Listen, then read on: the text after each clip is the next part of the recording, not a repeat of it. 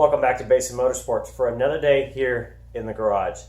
So lately I have been thinking about changing the wheels on the WideFox. Now if you remember back when I showed you in the video about the front suspension and why I didn't have coilovers, the reason was the tire, which sits right in here, is very close to the current shock. It sits about 1/4 of an inch away, so the surface of the inside of the tire sits about 1/4 inch from the inside of the shock. Now eventually on the WideFox I do want to change to coilover suspension. What that means is I need to create more space between the wheel and the shock. When I change from the current shock over to a coilover strut, I need to add an additional 3/4 inch space in there to accommodate for the spring. So imagine I get out my lightsaber, right? And I'm going to cut the fender itself.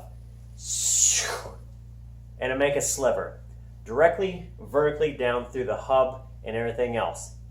So if I showed you that slice and I showed you the face of it, what you would see is that I have a shock coming in, brake rotor, brake caliper, my wheel here, and a tire. So right now the wheel I have has a plus 23 offset. Now a 0 offset, or what offset is the center of the wheel where the wheel face mounts to. So between the brake rotor and the wheel, this mounting surface right here is at the center of the wheel on a 0 offset. On my current wheel, it's actually outboard 23 millimeters. So it's got an offset of plus 23. So what I want to do is take this 1/4 inch gap between the tire and the shock and increase that out to at least 1 inch. So what I need to do from there is physically take this wheel or this tire and shove it this way. So the problem I have is that I need 3/4 inch more clearance than this. So there's a couple ways that I can look at doing things. I've come up with 3 different ideas here, A, B, and C, which all are going to have different costs and different amount of work to make it happen. I do want to keep the 18 inch by 10.5 wheels. And of course I need to keep the same 5 by 114.3 lug pattern in order to make this work. So there's some options that I can come up with between spacers and changing the offset to decide what I want to do. All right, so a couple of dimensions to keep in mind when you're looking at all this stuff is the conversion between inches and millimeters. It gets confusing because most tire sizes and wheel sizes are in inches, but then offset is typically in millimeters, and it causes a lot of confusion, and I have a problem keeping it straight some days. So this is the way I've been kind of doing it, looking at this. We know that 1 inch is equal to 25.4 millimeters. Now you can almost drop down the 0.4 and just as a loose rough, keep it together as 1 inch is 25 millimeters.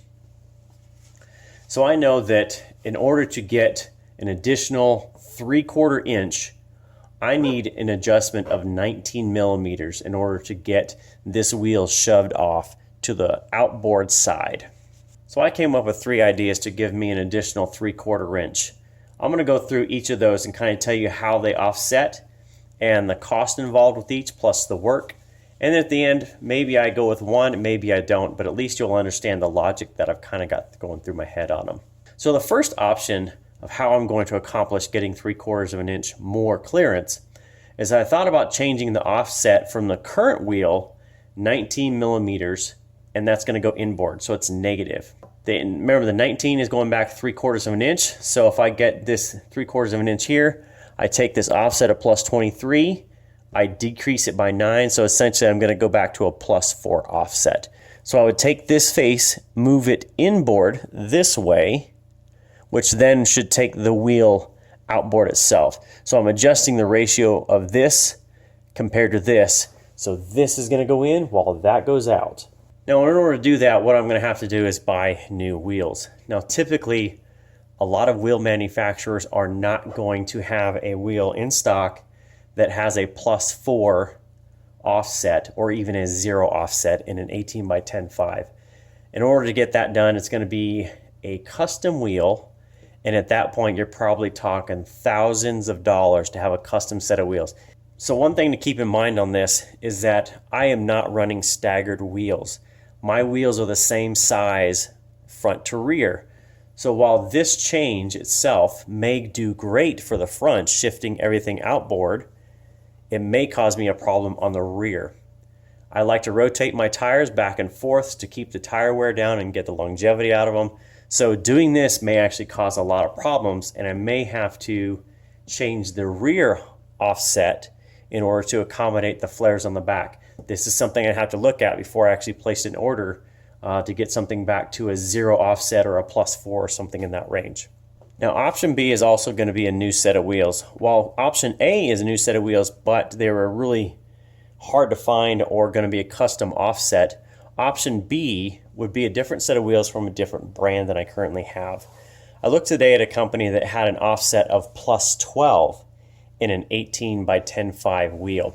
So that would change this +23 to a +12, which is a net effect of -11. So it moves this surface inboard 11 millimeters. So by moving the 11 here, that +12 needs to go back to a +4. So that would need an 8 millimeter spacer to additionally push the wheel out, but it would keep me there, taking my tire that way. An 8 millimeter spacer would give me back to that +4. Now it may sound confusing in that, but remember my changes, my offset, really what I'm trying to do is to get this moved.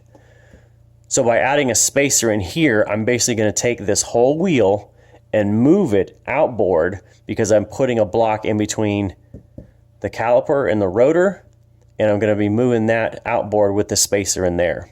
Now in order to do this, it's going to be far less cost on a new set of wheels.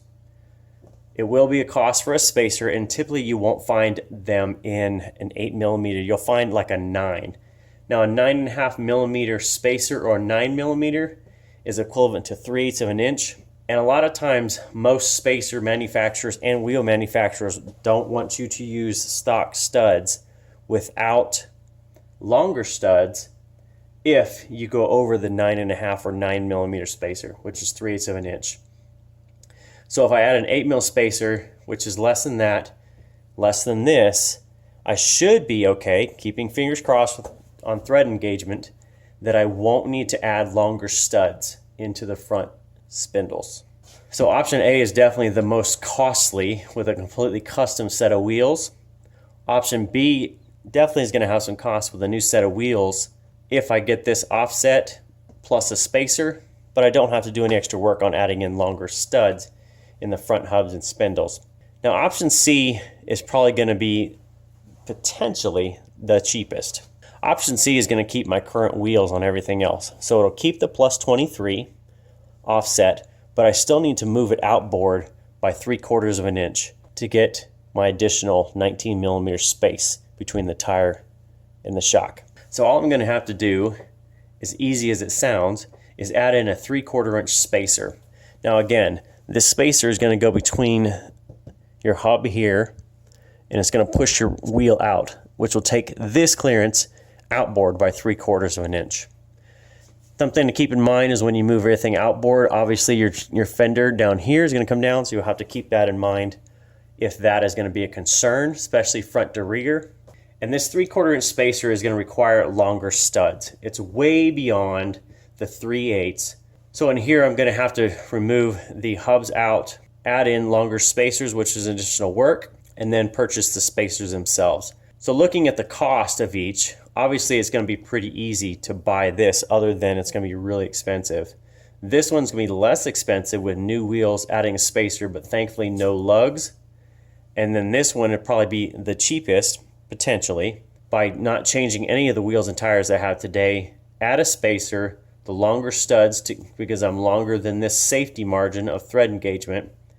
And then I'll have two new lock nuts on the spindles themselves, because those are a one-time use only. So when I started thinking about it, I can tell you for sure option A of buying completely custom wheels to fit everything on the offset, I am so not excited about that one. I will just go off option B or C. B isn't bad, but I tell you what, I'm still not excited about buying a new set of wheels, and it's more the cost. So this week I'm reaching out to a few wheel companies, different brands and that, sending them in a proposal and seeing if they want to help on a new set of wheels. Of course, I'm going to be a content creator this year, so maybe I can work out a deal on a partnership with a wheel company that will change the wheel style. I'm also looking at maybe going with a bronze set of wheels versus black, or maybe another color, I'm not sure, but I think the green and bronze would look really, really good. And maybe changing the offset itself. So we'll see if that's going to work out. I can think that once I get them in, I can then start playing around and make sure that my sizes are correct on the offset, and if this 8mm spacer or 9 or whatever it's going to be is going to be okay on the lug engagement. So option C is definitely going to be the cheapest, probably going to be the most labor intensive though, taking apart the spindles, drilling them out to add in longer studs that I've already done on the back, and then bolting on the new wheels. Now the spacers themselves won't be bolt-on. I will definitely buy some hub-centric spacers that use the longer studs themselves to get the clamping force pulling in from both sides versus the clamp here and then clamp here. That may be another one I explain about spacers and that. But the safer thing, especially with how hard I want to drive the car, is to put in the longer studs with hub-centric spacers. Whew, that is a hard thing to say. Hub-centric spacers. And then bolt on the wheels.